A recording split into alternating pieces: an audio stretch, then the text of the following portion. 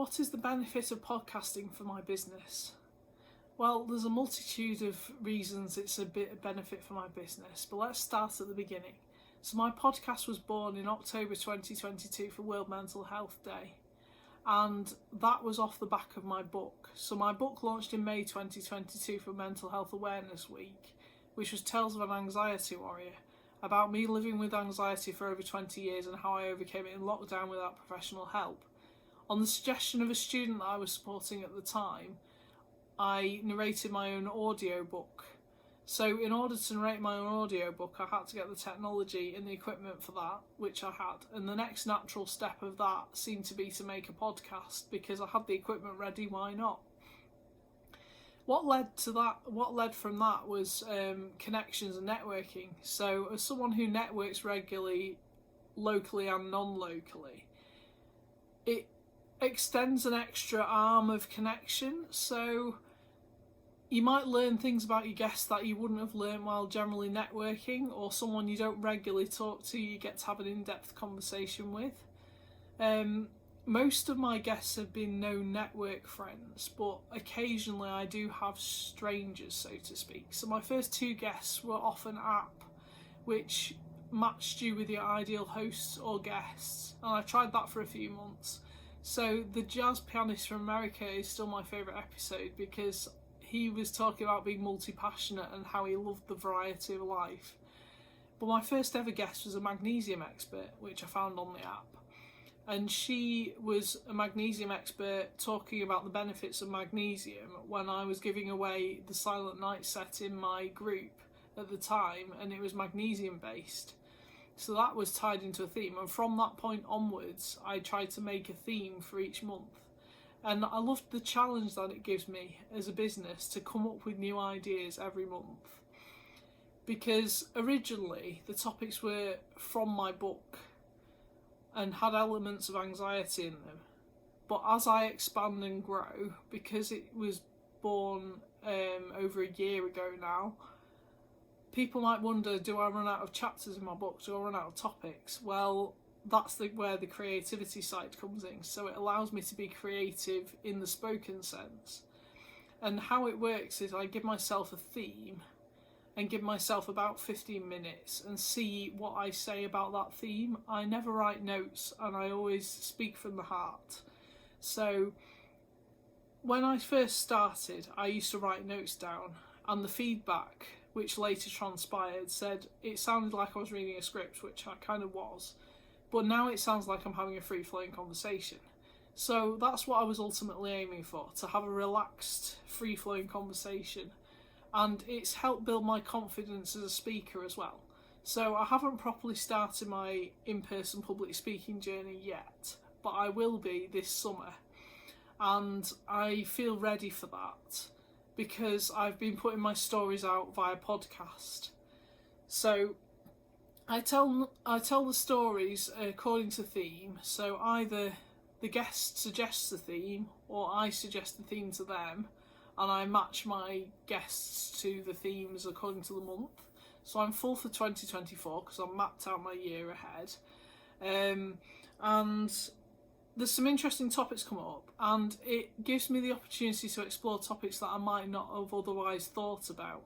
So like spirituality, yes, it is a chapter in my book, but I wouldn't have necessarily talked about that on my podcast until someone came up with the idea of doing spiritual skincare. Mindfulness was an interesting one in February this year, because I have had quite bad experiences with mindfulness, but I realised that was because of my confidence back then and my chronic back pain that I had.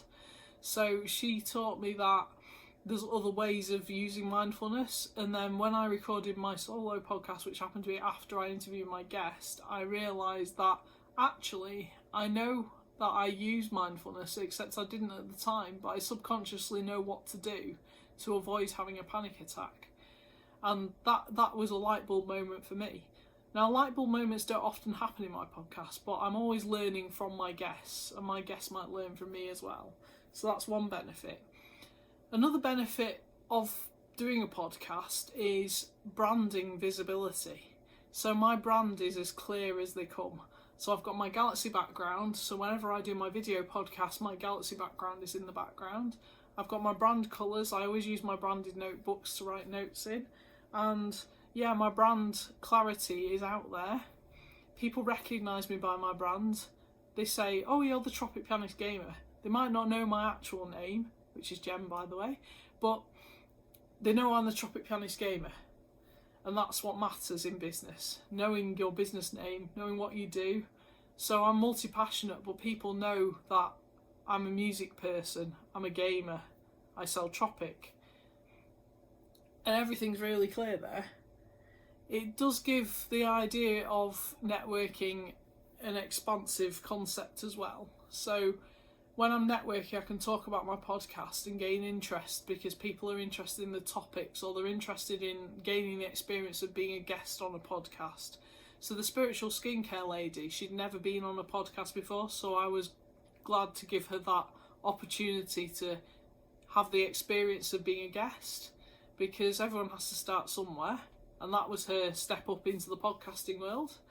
If you get out there with your podcast and promote it wherever you're able to, which is something that I'm not so good at, is the promotion of my podcast, but the more people you talk to, the more visibility you get, and the more opportunities you might get from that podcast. So for example, when I guested on someone else's podcast, Sarah Bolitho interviewed me about creating active lives, and I told her about my story of losing 2 stone as a video gamer, playing video games.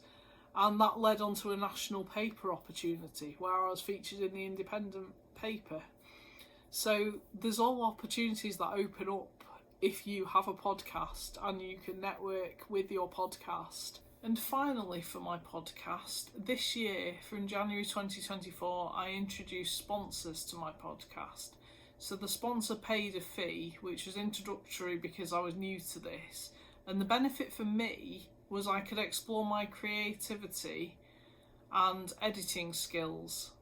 So I introduced a jingle which I played on the piano myself, and then invited the clients to either submit their own content or submit some text for me to read out, or a mixture of both. And so far I've had an interesting experience because we've had one submit her own video. Most have asked me to read text, which is fine, but they have to supply pictures for a slideshow for the video episode, because the video episode has to have something on the screen at the time. Most have been fine. One has asked me to create it for them, which was fine. And then May's is to create it from a single poster, because I'm the speaker at that event. Well, I'm one of the speakers of that event, and they want to see what I can come up with creatively, so that'll be a challenge for me. There is the opportunity to sponsor me next year. If you're interested in sponsoring my podcast, do get in touch and I'll add you to my list for next year, ready to update when I've got my plans together for next year, 2025. It'll be per month again. Also, if you'd like to be a guest on my podcast, you're welcome to get in touch. I am filling up for 2025, but if you think you've got a topic which will be relevant to my podcast about mental health and anxiety, do get in touch. And I look forward to hearing from you. Other than this, watch this space. I'm excited for what my podcast could become.